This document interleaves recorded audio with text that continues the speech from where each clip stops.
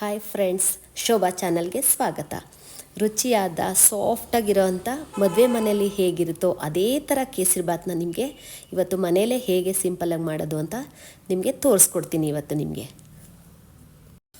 ನೋಡಿ, ಈ ಲೋಟದಲ್ಲಿ ನಾನು ಒಂದು ಲೋಟ ಮೀಡಿಯಮ್ ರವೆ ತೊಗೊಂಡಿದ್ದೀನಿ. ಉಪ್ಪಿಟ್ಟು ರವೆ ಎಲ್ಲ ಇರ್ತಲ್ಲ, ಅದೇ ಥರ ಮೀಡಿಯಮ್ ರವೆ ತೊಗೊಂಡಿದ್ದೀನಿ. ನೀವು ಬೇಕು ಅಂದರೆ ಚಿರೋಟಿ ರವೆ ಕೂಡ ತೊಗೋಬೋದು. ರವೆ ತೊಗೊಂಡಿದ್ದೀನಲ್ಲ, ಅದೇ ಲೋಟದಲ್ಲಿ ಒಂದು ಲೋಟನ ಸಕ್ಕರೆನ ನಾನು ತೊಗೊಂಡಿದ್ದೀನಿ. ನಾನು ರವೆ ತೊಗೊಂಡಿದ್ನಲ್ಲ, ಅದೇ ಲೋಟದಲ್ಲಿ 3 ಲೋಟ ನೀರನ್ನ ಕಾಯಕ್ಕೆ ಇಟ್ಕೋಬೇಕು ನಾವೀಗ.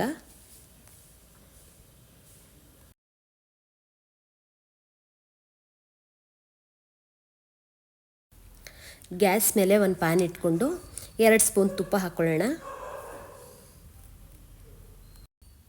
ಹಾಗೆ ಒಂದು 4 ಸ್ಪೂನ್ ಎಣ್ಣೆ ಕೂಡ ಹಾಕ್ಕೊಳ್ಳೋಣ. ಇದಕ್ಕೆ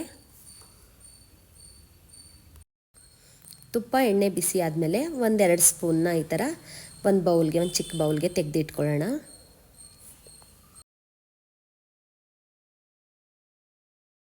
ಮಿಕ್ಕಿದ್ದ ಎಣ್ಣೆ ತುಪ್ಪ ಇದೆಲ್ಲ ಪ್ಯಾನಲ್ಲಿ, ಅದಕ್ಕೆ ಒಂದು 10 ಗೋಡಂಬಿ, ಒಂದು 10 ದ್ರಾಕ್ಷಿನ ಹಾಕ್ಕೊಂಡು ಈ ಥರ ತುಪ್ಪದಲ್ಲಿ ರೋಸ್ಟ್ ಮಾಡ್ಕೊಳ್ಳೋಣ. ಹಾಗೆ ಇದಕ್ಕೆ 2 ಲವಂಗ ಹಾಕ್ಕೊಳ್ಳೋಣ. ಫ್ಲೇವರ್ ತುಂಬಾ ಚೆನ್ನಾಗಿರುತ್ತೆ. ಸ್ವಲ್ಪ ಹುರ್ಕೊಂಡ ತಕ್ಷಣ ಇದಕ್ಕೆ ರವೆ ಸೇರಿಸ್ಕೊಳ್ಳೋಣ. ರವೆ ಸೇರಿಸ್ಕೊಂಡು ಚೆನ್ನಾಗಿ ಹುರ್ಕೋಬೇಕು. ತುಂಬ ಜಾಸ್ತಿ ಉರಿ ಕೊಟ್ಟು ಹುರಿಯೋದಕ್ಕೆ ಹೋಗಬೇಡಿ. ಮೀಡಿಯಮ್ ಊರಿಲಿ ಇದನ್ನು ರವೆನ ಈ ಥರ ಹುರ್ಕೋಬೇಕು. ಅದು ಉಬ್ಬುತ್ತೆ ರವೆ, ಅಲ್ಲಿವರೆಗೂ ಸ್ವಲ್ಪ ತಾಳ್ಮೆಯಿಂದ ಹುರ್ಕೋಬೇಕು ನೀವು ಈ ರವೆನ. ಈ ಥರ ನೋಡಿ, ಈ ಥರ ಉಬ್ಬಿದೆ ರವೆ, ಕಲರ್ ಕೂಡ ಚೇಂಜ್ ಆಗಿದೆ. ಇವಾಗ ಇದಕ್ಕೆ 1 ಲೋಟ ಸಕ್ಕರೆ ತೊಗೊಂಡಿದ್ವಲ್ಲ, ಆ ಸಕ್ಕರೆನ ನಾವು ಇದಕ್ಕೆ ಸೇರಿಸ್ಕೊಳ್ಳೋಣ. ಹಾಗೆ ಒಂದು ಚಿಟಿಕೆ ಉಪ್ಪನ್ನ ಇದಕ್ಕೆ ಸೇರಿಸ್ಕೊಂಡು ರವೆ ಸಕ್ಕರೆ ಎಲ್ಲ ಚೆನ್ನಾಗಿ ಮಿಕ್ಸ್ ಮಾಡಿಕೊಂಡು ಈ ಥರ ಹುರ್ಕೊಳ್ಳೋಣ. ತುಂಬ ಚೆನ್ನಾಗಿರುತ್ತೆ. ಇವಾಗ ಫ್ಲೇವರ್ ನೋಡಿ, ಬೇರೆ ಥರನೇ ಫ್ಲೇವರ್ ಬರ್ತಾಯಿದೆ. ಇವಾಗ ಈ ಥರ ಚೆನ್ನಾಗಿ ಒಂದು ಸಲ ಮಿಕ್ಸ್ ಮಾಡ್ಕೊಳ್ಳೋಣ ಈ ಥರ.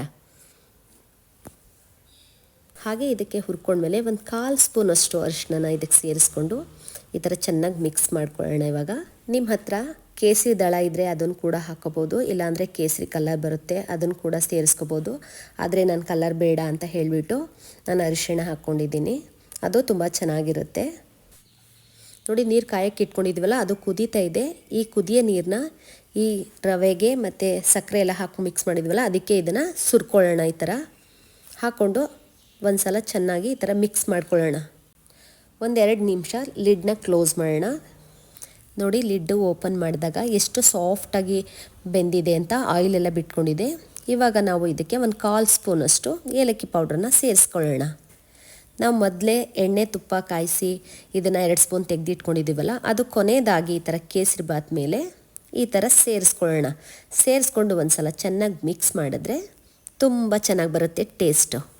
ನೋಡಿ, ಎಲ್ಲ ಮಿಕ್ಸ್ ಮಾಡ್ತಾಯಿದ್ದೀನಿ. ಇವಾಗ ಎಷ್ಟು ಸಾಫ್ಟಾಗಿ ಬಂದಿದೆ ಅಂತ, ಅಷ್ಟು ತಿರುತ್ತಾ ಇದ್ರೇ ಗೊತ್ತಾಗುತ್ತೆ ಅದೆಷ್ಟು ಸಾಫ್ಟಾಗಿದೆ ಅಂತ. ಅರಿಶಿನ ಹಾಕ್ಕೊಂಡಿರೋದ್ರಿಂದ ಅದು ತುಂಬ ಚೆನ್ನಾಗಿ ಕಲರ್ ಬಂದಿದೆ. ಎಲ್ಲರ ಮನೇನೂ ಕೇಸರಿ ದಳ ಇರಲ್ಲ ಅಲ್ವಾ, ಹಾಗಾಗಿ ಅರಿಶಿನ ಕೂಡ ಹಾಕ್ಕೊಂಡು ಮಾಡ್ಕೋಬೋದು. ಅದು ಕೂಡ ತುಂಬ ಟೇಸ್ಟ್ ಆಗಿರುತ್ತೆ ಮತ್ತು ನಮ್ಮ ಆರೋಗ್ಯ ಕೂಡ ಒಳ್ಳೆಯದದು.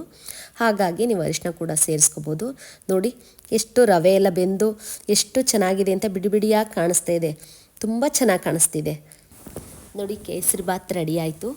ಇವಾಗ ನಾನು ಸರ್ವ್ ಮಾಡೋದಕ್ಕೆ ತೆಗಿತಾ ಇದ್ದೀನಿ ಒಂದು ಸೌಟಿಂದ. ಎಷ್ಟು ಚೆನ್ನಾಗಿ ಸಾಫ್ಟಾಗಿ ಬಂದಿದೆ ಅಂತ.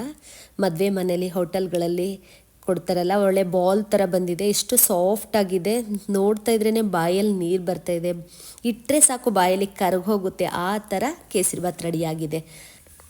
ನೋಡಿ, ನಾನೊಂದು ಸ್ಪೂನಲ್ಲಿ ತೆಗಿತಾ ಇದ್ದೀನಿ. ಇವಾಗ ಎಷ್ಟು ಸಾಫ್ಟಾಗಿ ಬಂದಿದೆ ಅಂತ. ಇದು ತೆಗಿತಾ ಇದ್ರೇ ಇಷ್ಟು ಚೆನ್ನಾಗಿ ಕಾಣಿಸ್ತಿದೆ. ಇದನ್ನು ಬಾಯಲ್ಲಿ ಇಟ್ಕೊಂಡು ಬಿಟ್ರಂತೂ ಕರಗೆ ಹೋಗುತ್ತೆ. ಇದನ್ನು ನೀವು ಕೂಡ ಮನೇಲಿ ಟ್ರೈ ಮಾಡಿ, ಹೇಗೆ ಬಂತು ಅಂತ ಕಮೆಂಟ್ ಬಾಕ್ಸಲ್ಲಿ ತಿಳಿಸಿ. ಈ ವಿಡಿಯೋ ನಿಮ್ಗೆ ಇಷ್ಟ ಆದರೆ ನಿಮ್ಮ ಫ್ರೆಂಡ್ಸ್ಗೆ, ಫ್ಯಾಮಿಲೀಸ್ಗೆ ಶೇರ್ ಮಾಡಿ. ಹಾಗೆ ನಮ್ಮ ಚಾನಲ್ಗೆ ಸಬ್ಸ್ಕ್ರೈಬ್ ಆಗೋದನ್ನು ಮರಿಬೇಡಿ. Thank you. ಹಾಗೆ ಒಂದು ಲೈಕ್ ಕೂಡ ಕೊಡಿ.